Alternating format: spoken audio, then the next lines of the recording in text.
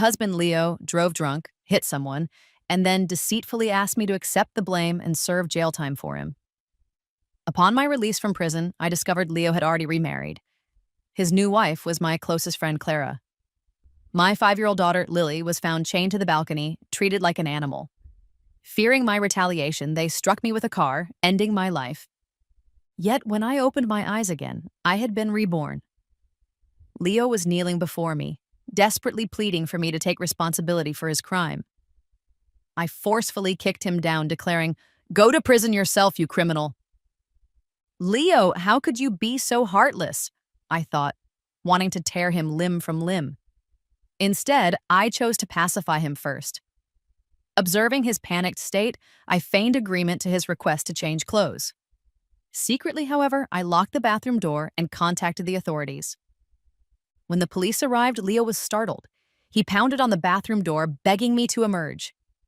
The officers discovered him hiding naked in the closet and apprehended him, ignoring my feigned protests. As they escorted Leo away, my 2-year-old daughter appeared, asking why I was weeping. While I managed the aftermath of my husband's arrest, my in-laws arrived, blaming me for his predicament. They berated me for not notifying them sooner. I quickly asserted control, mentioning Clara, whose relative worked at the police station. Plans were initiated to attempt resolving the matter. Upon Clara's arrival, she showed reluctance to assist financially, but eventually proposed lending me $200,000. Clara harbored her own secrets. She was present in the car with Leo during the accident. If this became public, her career could be jeopardized. Despite the potential risks, Clara consented to help, though limited to $200,000. I expressed gratitude towards her. "Clara, Leo will surely remember your generosity. If Leo manages to evade serious consequences, I'll gladly facilitate their union." A deceitful woman paired with a scoundrel, a perfect match, destined for eternity together. It would be a shame to keep such a compatible pair apart. Having dealt with the treacherous friend, I shifted my focus to my in-laws. My mother-in-law addressed me directly. "Leo is in significant trouble. Your father's side must contribute. He possesses a retirement pension. Now is the time to utilize it. The old villain was even targeting my father." "Mom, I've already reached out to my father's family. His pension funds are invested. Withdrawal will take a week. He assured me the money will be transferred immediately upon availability." In reality, a week would be far too late for Leo. My anxious in-laws then requested the $200,000 borrowed from Clara, intending to handle matters themselves. Were they suspicious of me? I promptly handed over the funds and readily provided the hospital details for the victim. "Mom, Dad, you must act swiftly. Whether it requires kneeling, begging forgiveness, enduring insults, or physical assault from the victim's party, insist they accept this money and secure a letter of forgiveness, understand?" Hearing this, a flicker of fear crossed my mother-in-law's face. I added, "You must also console the victim's family and ensure proper follow-up. Even if it means begging or making sacrifices, their forgiveness is paramount." A hint of unease showed on Clara's face before she interjected persuasively. "Maya, auntie and uncle are elderly. Such matters are unsuitable for them. You should go instead." "But—" I feigned hesitation, glancing towards my mother-in-law. Instantly, the old woman handed the card to me. "You go." I secretly celebrated but maintained a reluctant facade. My long history of passive acceptance meant my mother-in-law would never suspect me capable of such actions. My mother-in-law scolded me again. "Why are you delaying? Don't you wish to save Leo?" I immediately departed. Afterward, I went inside to collect my daughter, preparing to leave. Seeing me with Lily, my mother-in-law looked doubtful. "Why are you bringing the child? Are you taking her to the victim's family?" I pretended helplessness. "Mom, Lily is so young. They might show compassion seeing our child, perhaps even settle for a lesser amount." My explanation seemed plausible. My mother-in-law nodded. "At least you possess some sense. Hurry now." I quickly left with my daughter, not daring to linger. My daughter was my vulnerability. Only after ensuring her and my father's safety could I properly confront these vile individuals. Once away from the house, I immediately transferred the funds from the bank card.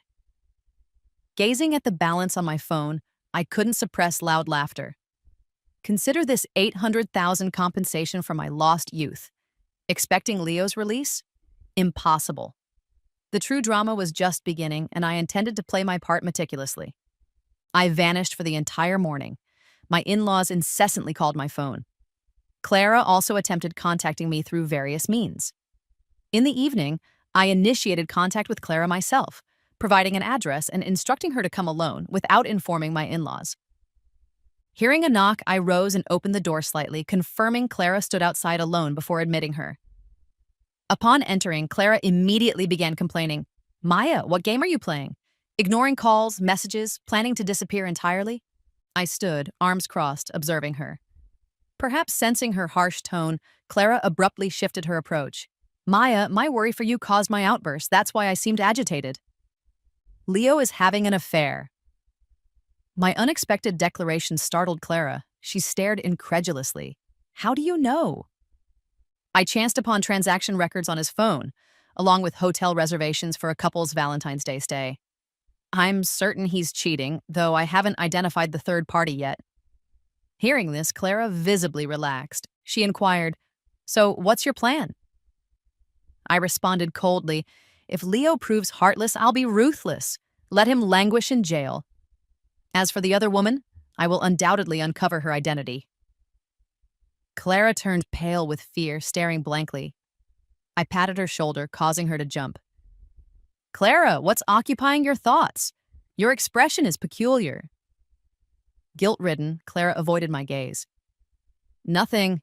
Just surprised Leo would actually cheat." "Ha! Why no surprise during their actual affair?" "Clara, do me a favor. I intend to divorce Leo." Clara looked up sharply. "Divorce? But Leo is incarcerated. How is divorce possible?" "As long as I obtain proof of Leo's infidelity, I can file—" The mention of evidence nearly frightened Clara out of her wits. She asked what proof I sought. I explained Leo had once brought the woman to their new home overnight. Surveillance footage there should capture these events. Only Leo and his parents possess keys. To acquire this evidence, I proposed forcing entry with a locksmith, requesting she distract Leo's parents while I visited their house. Clara readily consented, then inquired about repayment of her 200,000 loan. The funds she secretly accumulated from Leo over years exceeded that amount. How dare she demand more? However, confrontation was currently unwise. I replied, "I'll repay you after finalizing the property division with Leo." Very reluctantly and burdened by guilt, Clara didn't press further. Late that night, Clara called, asking why I hadn't retrieved the evidence from the new house. "Am I attempting self-sabotage?" I countered, "How do you know I didn't go?" Silence ensued from her end until I offered an excuse. "Clara, you must care deeply and secretly followed me, witnessing me turn back, correct?" Clara quickly affirmed, then asked my reason for returning. I claimed seeing lights on, suspecting occupancy. "Clara, was it coincidence or a leak?" Clara evaded the question, changing the topic to my whereabouts, which I withheld. Fabricating an excuse, I ended the call. After sleeping for an unknown duration, a knock sounded at the door. Opening it revealed my in-laws, faces grim. My mother-in-law's eyes bore into me. "You wretch! How dare you abscond with the money?" As she spoke, she produced a stick from behind her back, swinging it towards me. I swiftly dodged. She stumbled and fell. Scrambling up, she lunged again. "Maya, you deceitful creature! You failed to save my son and fled with the funds!" I calmly walked over, sat on the sofa, and listened quietly to her tirade. My best friend must have directed them here, surely. My father-in-law, unlike his wife, remained much calmer. He restrained my mother-in-law, speaking in an odd tone. "Didn't you notice she's deaf? Waste your breath elsewhere. She defrauded us. Let's report her directly to the police. Once Leo is released, she won't escape consequences." The mother-in-law vehemently agreed. "Yes, report her. Imprison her. Let's see how that old man and his wretched daughter survive without this wicked mother." This old woman disliking me was one thing, but harboring such malice towards her own granddaughter? No wonder, post-imprisonment, she permitted Clara, that vile woman, to abuse my daughter. With no outlet for my fury, I raised my hand and struck my mother-in-law across the face. The impact sent her sprawling. She stared, shocked. "How dare you strike me?" I rushed forward, kicking her. "I'll not only strike you, but kick you too. You old hag, utter one more ill word about my daughter. If not for the legal repercussions of murder, I would undoubtedly slaughter these two elders today." My father-in-law, enraged, stomped his feet, retrieved his phone, declaring he'd call the police. I shouted defiantly, "Go ahead, call them. Let them properly investigate the origin of that money." Hearing this, my father-in-law paused, looking at me with surprise. I offered a cold smile. "What? Afraid? Hesitant to call? Claim I cheated you? Then let the police trace the money's true source, along with all funds remaining in your accounts. Investigate thoroughly." My father-in-law panicked, his hand holding the phone trembling uncontrollably. "What exactly do you know?" I stated coolly. At minimum, having shared a bed with Leo, I possess some knowledge of his illicit activities. Regarding specifics of Leo's corporate actions, I genuinely lack information. In my previous life, upon release, Leo and Clara were already prosperous. Within years, they resided in a villa, drove luxury vehicles, possessing assets worth tens of millions. Seeking revenge, I investigated relentlessly, eventually uncovering his secret asset transfers. Before I could expose everything, Leo and Clara conspired to kill me. Last night, I intentionally arranged for Clara to lure the in-laws to their new residence while I searched their home for evidence. Leo confided nothing to me but held no reservations with his father. Information and proof of his misdeeds were concealed within the in-laws' house. Father and son, truly despicable. While my current evidence is incomplete, it suffices to intimidate this old man. My words were vague, yet my father-in-law believed I possessed concrete proof. His face turned ashen. He signaled his wife. Her demeanor towards me instantly softened. "Maya, you've resided in my home so long, I've always regarded you as a daughter. How could you act this way during Leo's troubles? Consider your marital bond. After all, he is Lily's father, correct?" I sneered contemptuously. Marital bond? When he engaged in affairs, seeking mistresses, did he consider my feelings? I deliberately framed the conflict around relational jealousy. My mother-in-law's expression eased slightly as she attempted conciliation. "Spare Leo this time, for our daughter's sake," she urged. She dares mention her daughter now, the same one she cursed moments ago? Shameless old woman. "You should leave while things are calm. Allow me solitude." Fearful of police involvement, the in-laws refrained from mentioning the money again, offering an excuse before departing hastily. Observing their hurried exit, I suspected they intended to destroy evidence. Let the race begin. "Maya, there's news! Come quickly!" Receiving a call from my good friend Sarah, I rushed to the hospital. Only in this second life did I discern true friends from false ones. Sarah, Clara, and I grew up together in the same neighborhood courtyard, yet my bond with Sarah wasn't as close as with Clara. Clara claimed Sarah was arrogant, advising distance. Later, I realized Clara envied Sarah's superior family background. The sole person offering aid upon my previous release was Sarah. Penniless, I would have perished on the streets without her assistance. "Maya, this..." I turned, seeing Sarah. She extended her phone, urging me to watch the recorded video, her voice filled with anger. "I never imagined Clara capable of such deceit after knowing you over a decade." The video showed my mother-in-law accompanying Clara, hand in hand, towards the hospital's gynecology department. In my past life, upon release, Clara and Leo's child was already 3, meaning she conceived shortly after my imprisonment. While I adjusted to prison, Leo impatiently sought divorce.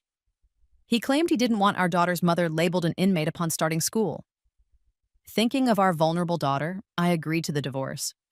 But the truth was that Clara got pregnant, and it was a boy. Only then did Leo urgently seek a divorce from me to marry her. Knowing Clara's temperament, if she found out she was pregnant, she would definitely go to Leo. Now that Leo has been arrested, her next target will be my mother-in-law. After settling my daughter that day, I immediately went to find Sarah. She lived across from Clara and me, so I asked her to keep an eye on Clara. "Sarah, thank you so much this time." Sarah patted my shoulder comfortingly. Don't be polite with me. I can't stand people who stab others in the back.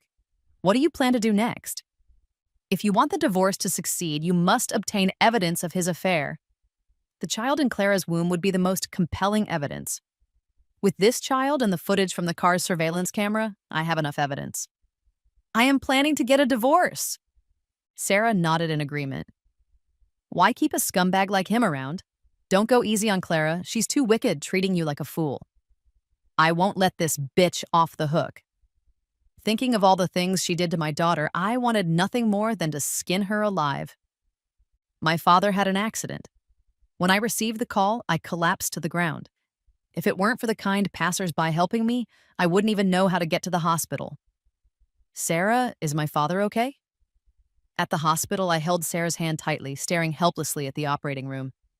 Sarah couldn't answer my question, just kept comforting me while apologizing. Maya, I'm sorry, I never thought I'd be followed. It's not Sarah's fault. Leo knew the address of my hometown. He was aware that my father and daughter were my weakness, and my hometown was not safe. So, I asked Sarah to help me find a place to temporarily settle them. I looked around and didn't see my daughter. My heart couldn't help but rise to my throat. Where is Lily? Lily was taken away by her grandmother. I was in a hurry to take your uncle to the hospital and didn't have time for Lily. My mind was in chaos, wanting to go and snatch back my daughter, but I couldn't bear to leave my father in the operating room. It must be Clara. Only she could pay attention to Sarah, thus finding out the whereabouts of my father. My inner anger reached its peak in an instant. If I don't tear this woman apart, I don't deserve to be a daughter or a mother. The surgery ended in time. My father was delivered promptly. There was no immediate danger to his life. Learning this news, I secretly breathed a sigh of relief. After entrusting Sarah to take care of my father, I went straight to my in-laws' house. I absolutely couldn't let my daughter fall into the hands of these scumbags. When my in-laws opened the door and saw me, their faces immediately darkened. What are you doing here? I pushed past her, trying to enter the house, but was firmly blocked outside the door. You wicked woman! Our house can't accommodate you. Get out! Give me back my daughter. Otherwise, don't blame me for blowing everything up. Facing my threat, my mother-in-law was indifferent. Lily is my granddaughter. She'll learn bad things from you, a wicked woman. Time was limited. I didn't want to waste too much time arguing with this old woman. Old witch, I'll ask you one last time. Do you want to give my daughter back to me? Before my mother-in-law could respond, I heard Clara's voice behind her. Maya, what's going on? How can you talk to Auntie like that? I turned around and slapped Clara across the face without any hesitation. I showed no mercy. She covered her face, looking at me with surprise. Maya, are you crazy? You even hit me. I'm hitting you, you wicked woman. What have you done? Have you no guilt in your heart? She couldn't meet my eyes with guilt and stubbornly tried to defend herself. What are you saying? I have no idea. Let's go down together. Even if I die, I will drag these scumbags to hell with me. Clara looked at me suspiciously, then opened her phone in a panic. She stared at the screen in shock, trembling. How is this possible? You've gone mad. I had sent the video from the car's recorder to Clara's work group. In the video, the two of them were so reckless in the car, Clara's moans were also heard. You love me so passionately, aren't you afraid of not being able to explain to your wife when you get back? Leo said. Forget that yellow-faced woman, it's a damper. How can her saggy and loose flesh compare to your enchanting allure? Oh, so my years of hard work were just seen as a yellow-faced woman in Leo's eyes. The reason I didn't explode at the first moment but pretended to cooperate with them was to gather all the evidence that would be beneficial to me. Yes, I have gone crazy. You've driven me to madness. My father and Lily are my bottom line. If you dare to touch them, then let's die together. As I approached, Clara nervously backed away, looking at me with fear. When did you find out? I grabbed her by the collar and questioned her. We've known each other for more than 10 years. I treated you as my best friend. Why would you treat me like this? Clara, are you even human? Clara suddenly laughed. She even looked somewhat smug as she stared at me. You kept flaunting in front of me, boasting about how much your husband loves you and takes care of the family. Well, I just wiggled my finger and he took the bait. Did I flaunt? I thought of her as a good friend, hoping she could find happiness, encouraging her to get married early. But in her eyes, it somehow became my boasting. Just because of this, you can shamelessly seduce someone else's husband? You're truly despicable. Clara stomped her foot in frustration.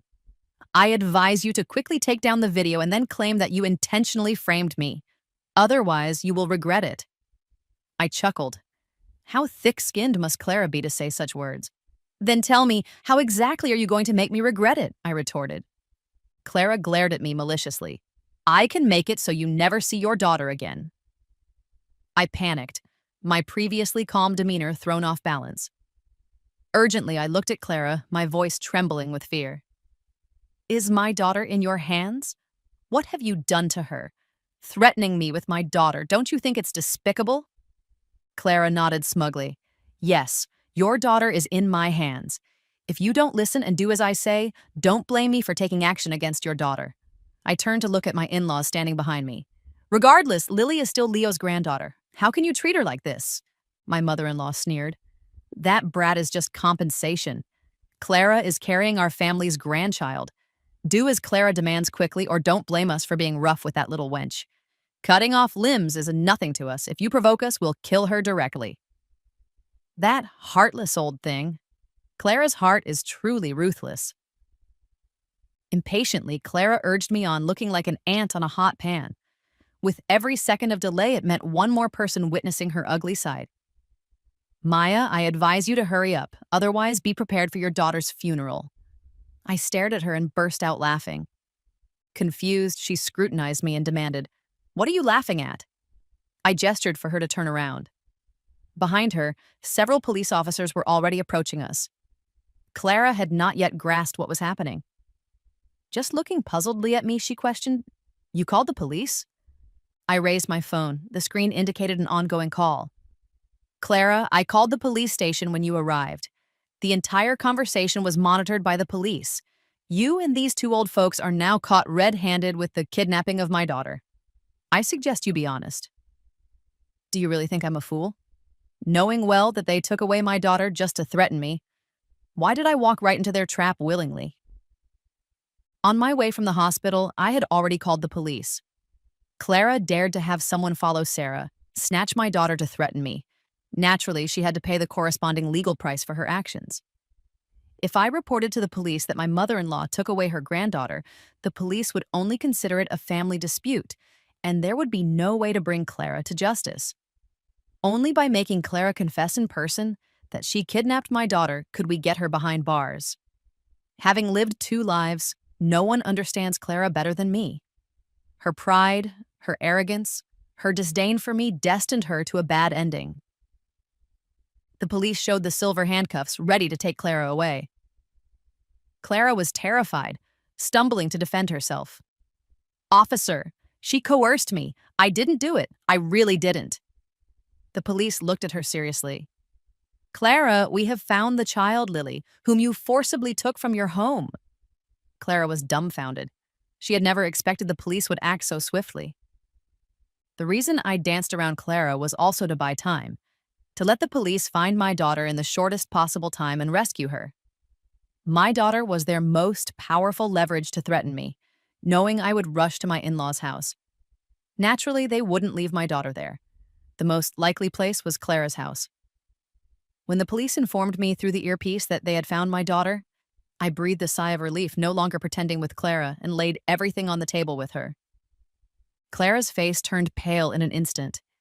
She stared at me blankly, then began to shout frantically, No, I don't want to go to jail.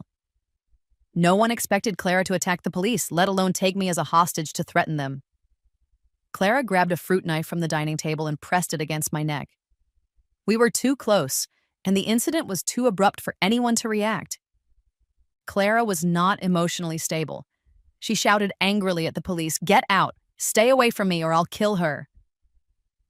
The police tried to calm Clara down as much as possible without provoking her. I don't want to go to jail. All of you get out. Clara waved the sharp knife, signaling the police to back off. The sharp blade cut my neck and blood instantly oozed out. For my safety, the police dared not move any further. Everyone was trying to persuade Clara, but her emotions had already collapsed. All she wanted was to escape, with me as her hostage. In a critical moment, I suddenly asked Clara, "The person you are most jealous of isn't Sarah, but me, right?" Clara froze, staring blankly at me, unwilling to let me see her deepest insecurity. "What nonsense are you talking about? Why would I be jealous of you? Your beloved husband, the man you love, is mine. You're just a fool I've played around with. What do I have to be jealous of you for?" I calmly laughed and said, "You're jealous of my loving parents and my harmonious family. Unlike you, who grew up in a miserable family. Your father cheats on your mother, and every time he messes around with other women outside, your mother takes it out on you, using you as a punching bag. Clara, you're nothing but a complete pity. You've lost completely." Clara went crazy, shouting at me in a fit of rage. "Shut up, you slut! I said shut up!" Amidst the chaos, I suddenly looked up and shouted, "Clara's mom, why are you here?" Clara froze for a moment and subconsciously looked up. Taking advantage of this gap, the police officer who was cooperating with me immediately rushed forward and pulled me out. Only then did Olivia react, still struggling desperately. "Ah!" A painful scream rang out. As Clara struggled with the police, the knife in her hand accidentally stabbed into her own belly. The mother-in-law, who was being held on the side, saw this scene, turned pale with fright, and exclaimed, "Call an ambulance quickly. My grandson must not be harmed." I visited Leo in prison, accompanied by my lawyer. Leo stared at me viciously through the glass window. "You slut! How dare you come to see me?" I had my lawyer submit a divorce agreement to Leo. "Sign it." Seeing the agreement I handed over, Leo burst into laughter. "You want a divorce and to take most of my property? Dream on, bitch. You want a divorce, but I won't allow it." I scrutinized Leo. How did I ever turn a blind eye and not see this scum in front of me? I looked at Leo coldly, my words devoid of any emotion. "I'm giving you the divorce agreement as a formality. If you don't agree, I can sue for divorce at any time. Your affair is a fact. Divorce is inevitable." Leo was furious. He pounded on the table, threatening to kill me. After being stopped by the guards, he changed his tactics to threats. "I'll be out in a few months, and then we'll see if I kill you or not." I laughed, mocking his naivety. "Do you think no one knows what you've been up to? You'll be out in 10 years if you're lucky." Leo looked at me in disbelief, his eyes filled with astonishment. "You bastard, what have you done?" I replied, "The USB drive you hid in your father's study? I've already handed it over to Mr. Chen at your company." Leo, who had just stood up, instantly slumped back into his chair. No one knew better than him what this meant. He had embezzled company assets and siphoned off project funds.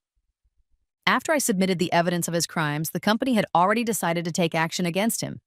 With tens of millions in dirty money, such a large sum was enough to keep Leo inside for 10 years. He wanted to get back at me and find me after a decade? Leo was scared. He began to cry, admitting his mistakes to me, kneeling before me and begging for mercy. "Wife, I was wrong. I just made the mistakes that any man would make. Why must you be so ruthless towards me? Wife, I beg you to help me. I promise to turn over a new leaf when I get out." Moments ago, he was threatening to kill me, and now he was desperately begging me, addressing me as his wife. His change of heart was swift indeed. Unfortunately, I had long seen through the true nature of this scumbag. His tearful plea was sickening. I didn't want to spend another minute in this dump, leaving the scumbag to enjoy it on his own. "The agreement is left for you to sign. Let me know when it's done." The scumbag kept pleading with me, repeatedly calling my name. I stopped in my tracks and turned to look back. He thought I had changed my mind, looking at me with joy. "Wife, have you come to your senses? Have you decided to help me?" I gave a cold smile. "I just forgot to tell you one piece of news." The scumbag paused, asking, "What is it?" I spoke slowly. "Clara is pregnant, and it's a boy. It's a pity she stabbed herself to death." Leo went completely crazy, charging at me like a frenzied beast. He forgot we are now people of two different worlds. No matter how crazy he became, he couldn't pose any threat to me. The glass door of the prison separated him from me. His remaining years were destined to be spent in prison to repent for the mistakes he made. Stepping out of jail, I saw my father and my daughter. After treatment, my father's illness had been effectively controlled, and his health was gradually improving. When my daughter saw me, she waved her hands excitedly. "Mommy wants a hug!" I bent down, lifted my daughter, and held her tightly in my arms. The pleasant surprise of regaining what was lost brought tears to my eyes. I had promised to protect my daughter and ensure her well-being for a lifetime, and I had kept that promise. Seeing my teary eyes, my father felt heartbroken. "Daughter, everything is past now. It's good that they're gone. Don't be sad." I shook my head. "Dad, I'm not sad. I'm happy. Isn't it wonderful for the 3 generations of us to live happily together in the future?" In this second chance at life, the 2 most important people in my life were safely by my side. What else could make me happier than this? Now, even my tears are tears of joy. I vowed to be their strongest support and prevent them from being hurt in the slightest. Leo was sentenced to 10 years. Clara's crimes were even more severe than his, leading to a direct sentence of 12 years. When the judgment was made, Leo's parents fainted in the courtroom. His father suffered a sudden heart attack and passed away a week after returning home from the hospital. His mother, though not dead, couldn't withstand the relentless blows and went completely crazy. Following the court's ruling, I successfully divorced Leo. I was granted custody of my daughter, Lily. Leo's assets were frozen and seized by the court due to financial fraud. However, this did not cause any substantial harm to me. I moved out of Leo's house and back to my parents' home. Sarah returned the $800,000 that she had kept for me back to me. Initially, this money was partly provided by Clara and partly transferred from my in-laws' account with no connection to Leo. With this money as a safety net, my life became much easier. My dad's health was improving day by day, and in his spare time, he helped take care of my daughter. He would pick her up and drop her off at school every day, allowing me to work outside and realize my own value. Although my salary was not high, it was enough to cover the family's expenses. Most importantly, the company was close to home, allowing me more quality time to spend with my family. Despite going through dark times, when the clouds clear, my sky will be clear and bright. The future is full of sunshine and hope.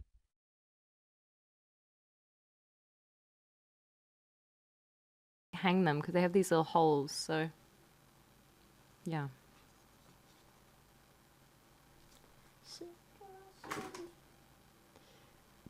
Kimchi. Wait, dude, that's such a good idea. Ooh, fucking kimchi and some mac and cheese. I feel like that tart kind of thing with the creaminess of the mac and cheese, that actually would be so good. English is not my name. No, you're fine.